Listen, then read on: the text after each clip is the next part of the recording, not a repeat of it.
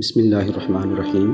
حضور صلی اللہ علیہ وسلم کی حدیث مبارکہ ہے، المسلم من سلم المسلمون من لسانہ و یدہ، یعنی مسلمان وہ ہے کہ جس کی زبان اور ہاتھ سے دوسرے مسلمان محفوظ رہیں۔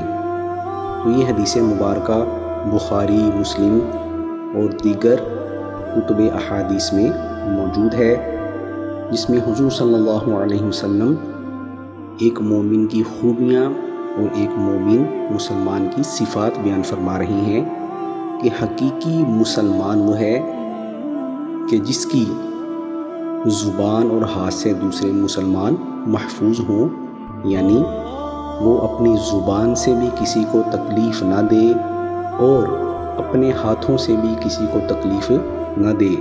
یعنی مطلب یہ ہے کہ جب انسان غصے میں آتا ہے تو وہ اپنی زبان سے ایسے کلمات ادا کر دیتا ہے کہ جس سے ساری عمر اسے پچھتاوا رہتا ہے، اور بعض دفعہ وہ لڑائی جھگڑا بھی کرتا ہے۔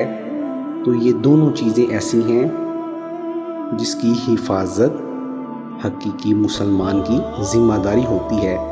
اس کو ہم ایک حدیث مبارکہ سے یوں بھی سمجھ سکتے ہیں کہ حضور صلی اللہ علیہ وسلم فرماتے ہیں کہ اصل پہلوان وہ نہیں کہ جو میدان میں کسی دوسرے شخص کو پچھاڑ دے، یعنی اسے زمین پر گرا دے، بلکہ فرمایا حقیقی پہلوان وہ ہے کہ جو غصے کے وقت اپنا غصہ پی جائے، غصے کے وقت اپنے غصے پر قابو پا لے۔